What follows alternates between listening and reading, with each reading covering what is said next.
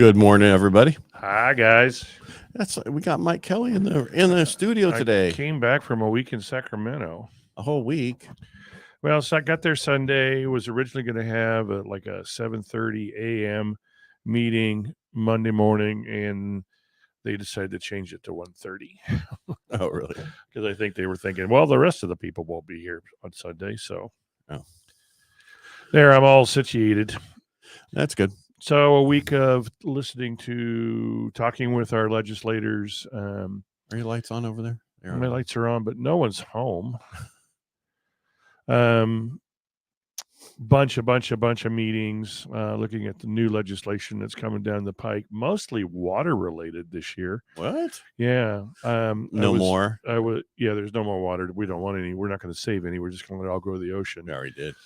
Yep. And so most of the bills were on water related issues. Very few on housing related issues. So slow week, really, kind of.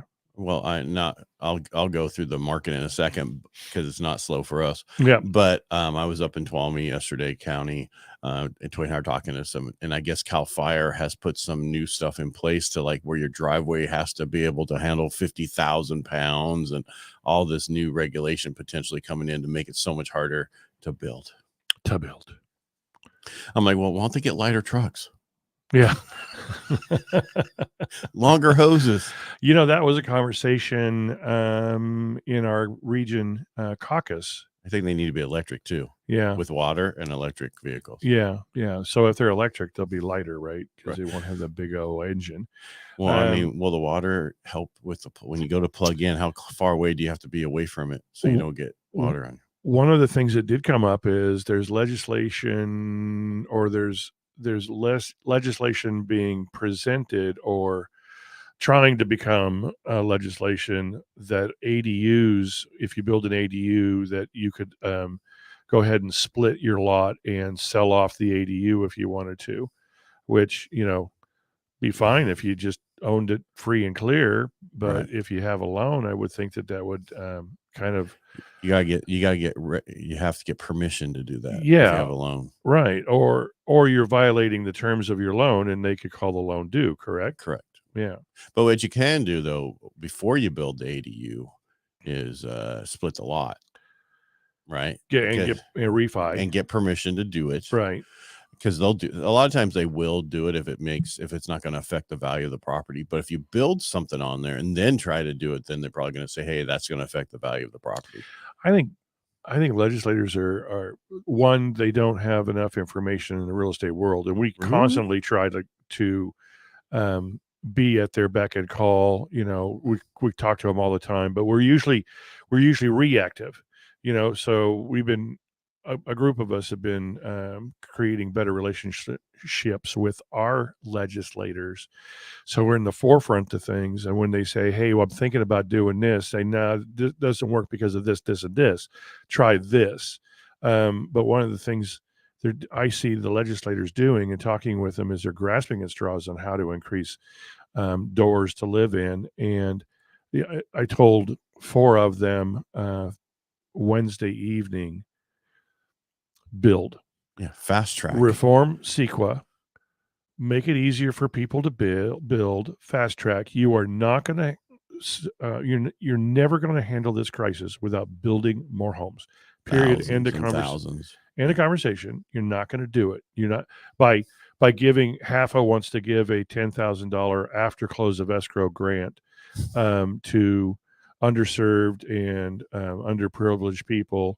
With a FICO score of 640 or whatever. It sounds great on paper. Hold on. Yeah, I know. It's the problem. But the problem is it doesn't help them get into the property. They can't afford where the values are right now. Exactly. No matter, the only way to do that is give them $200,000 towards half of the value of the property. Well, and the other thing is there's a legislator that is proposing going back to the California Dream program, having it funded by $800 million, and then the $200 million that Newsom cut from the $500 million that was supposed to be available the first round. add that back into it. So asking for $1 billion to fund that program. But I mean, that's going to be a hard fight.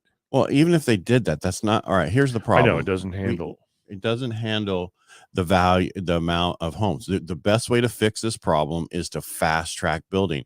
All right, we're going to fast track 100,000 homes in California This over year. the next 6 months. Yeah. Here's how we do it. And for that, we're going to cut all the costs of builders for their permits, for this, for that. The state of California is going to give grants to the cities and everywhere else to fast track this and you stuff. get rid of CEQA.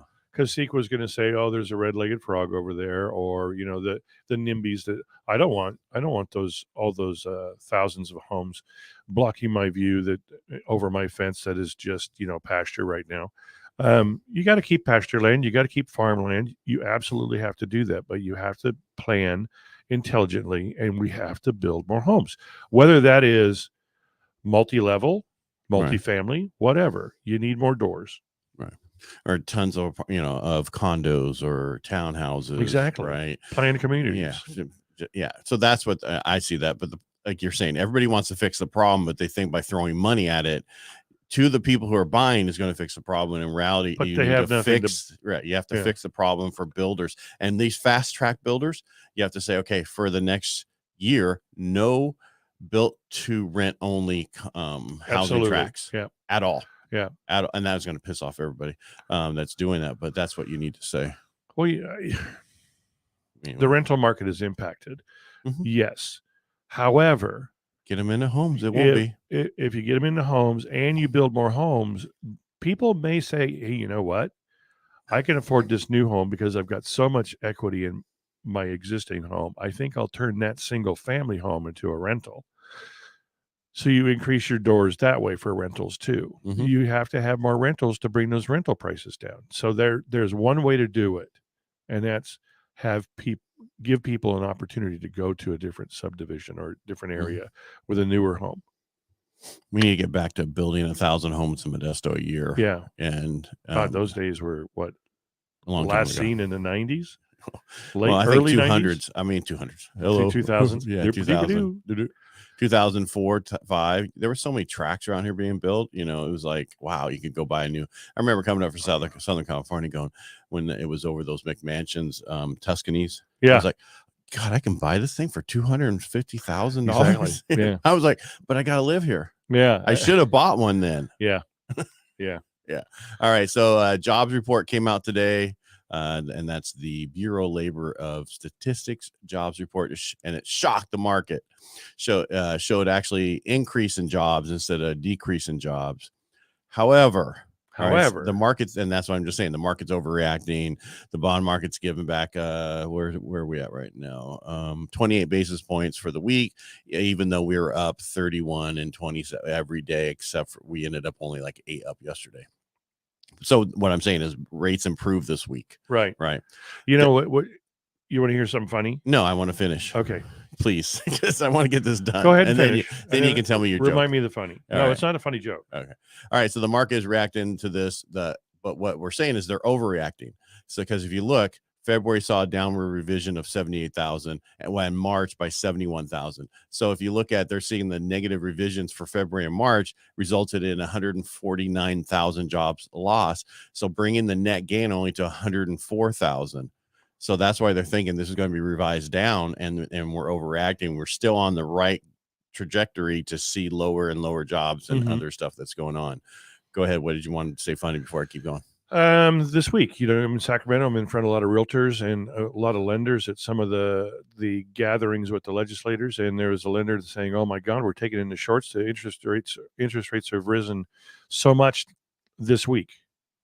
And then I just hear you say, and I'm like, "Really? I was unaware of that."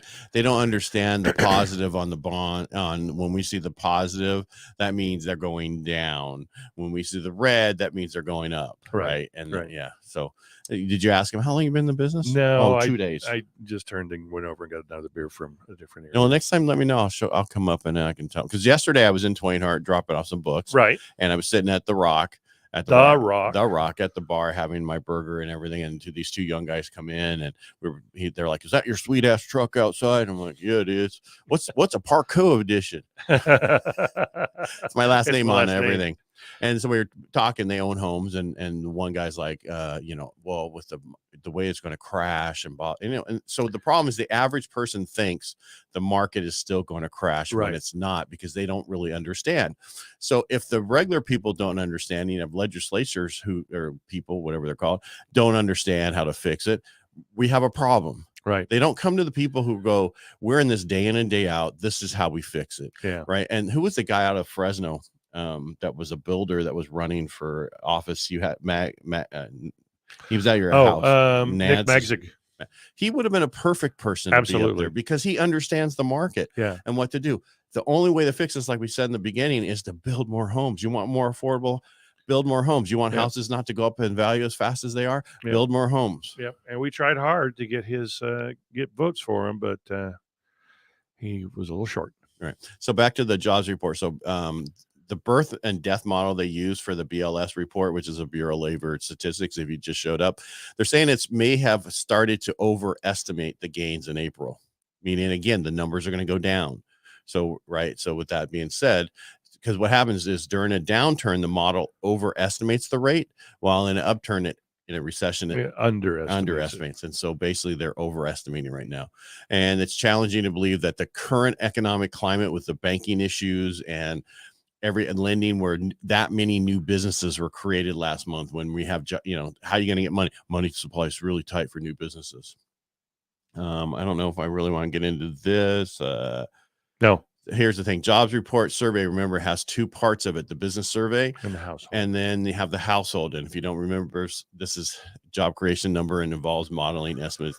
Unemployment rate, though, comes from the household survey, where they actually call the houses and say, "Hey, are you employed?"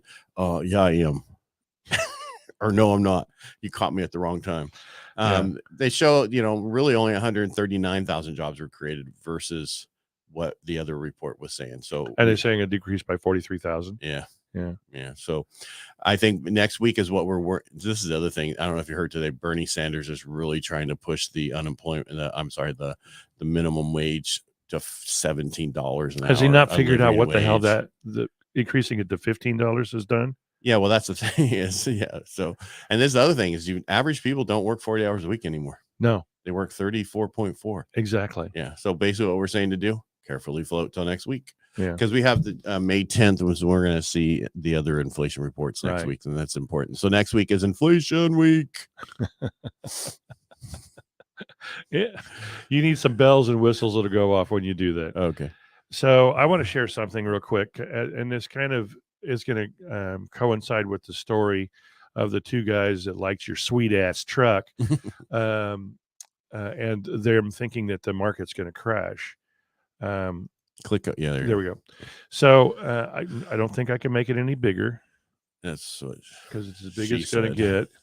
Yeah, right up there. There says that plus right there, right on the screen. On this screen over here. Oh, that way. Yeah, but then it starts cutting.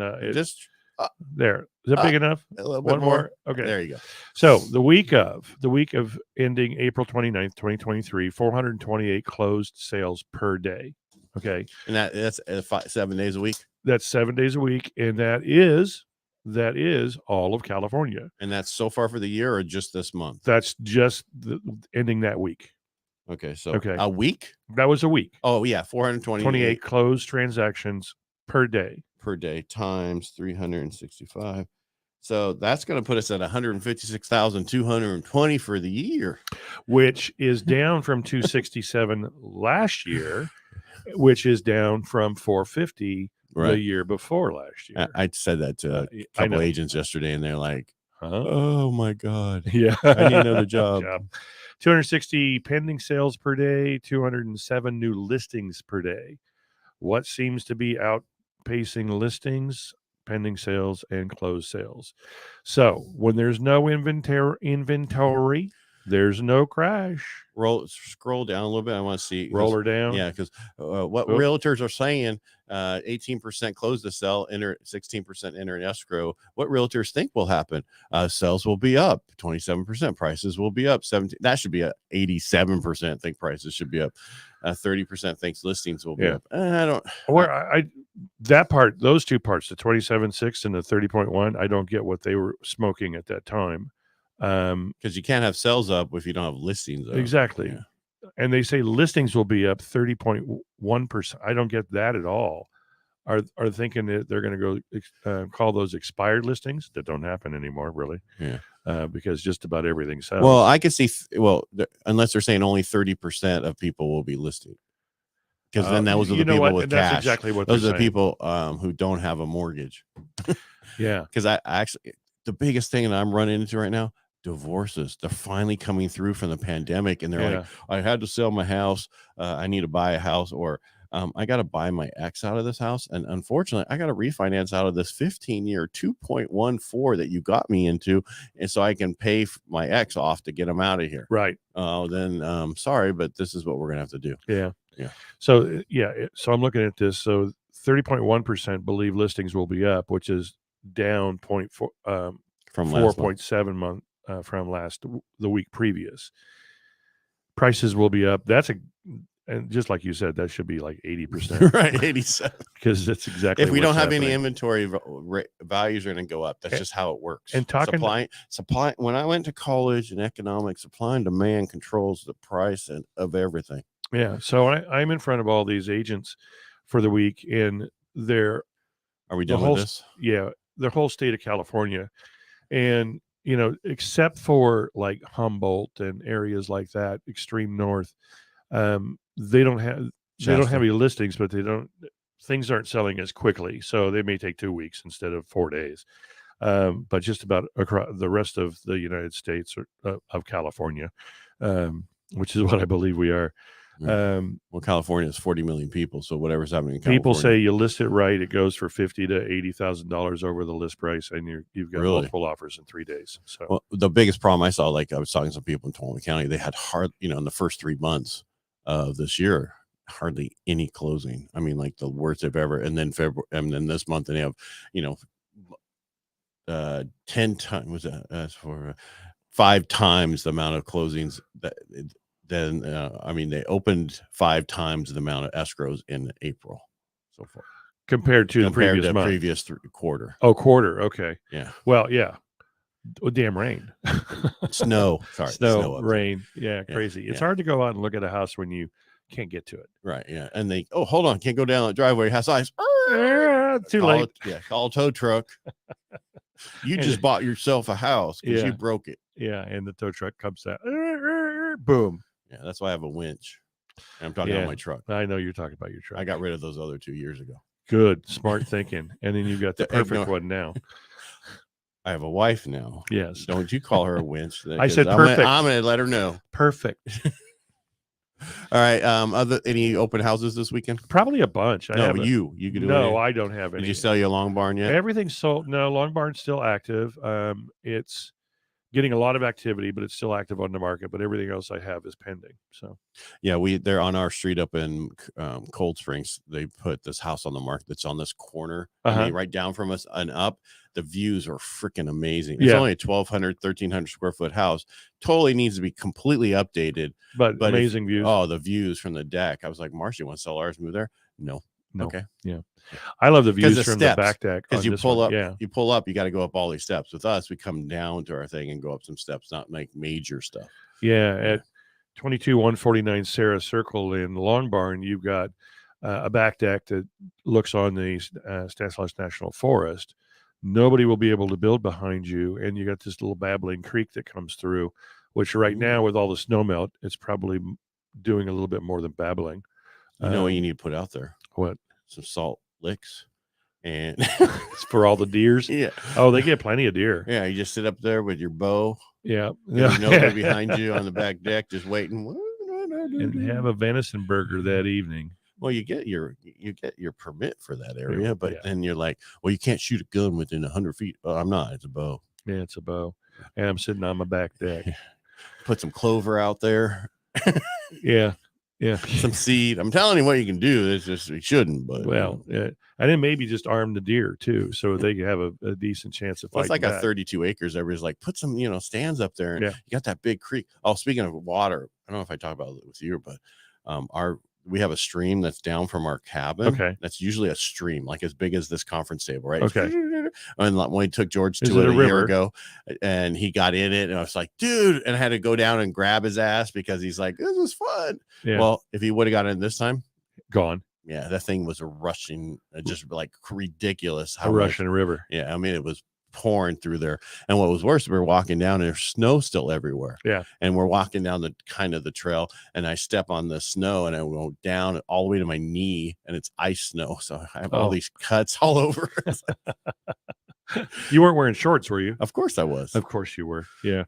It was warm out. It was like 76, 57 or something. Oh, okay. Yeah, warm compared up to there. Your pool dip. Have you been doing the pool dips anymore? No, because when it's 69 degrees it's not worth it. You're gonna have to I got to order those things. I am going to eventually. Yeah. Yeah. That's the one thing I miss about it, because the endorphins you get from being in that thing is ridiculous. Is it? Oh, yeah. Better than drugs. I don't. Drugs give it to you and then it drops. I think I'd be afraid to sit in the pool with a bunch of dolphins. All right, everybody. I think we're all done. I think so too. Thanks for listening to us this weekend. Don't forget, we have our radio show. We're gonna replay the HVAC with Kevin Jordan of Kevin Jordan Heating and Air. The first part, though, is the current what's going on in the market and everything, and then we're going to replay for the next segment that. Yep. And the cool thing is, what's current going on in the market is still current going on in the market. Yeah. Don't wait any longer. You got to get in contract. You have to get, if you can, of course, and stop waiting. Just get moving, because all these little $400,000 houses that everybody's in that price point, they're going to be $500,000 in the next year. So, maybe by the end of the year. Okay. Well, it still will be next year. It'll still be this year. Depends on what we're I love semantics. Yeah. All right, guys. Make it a great week.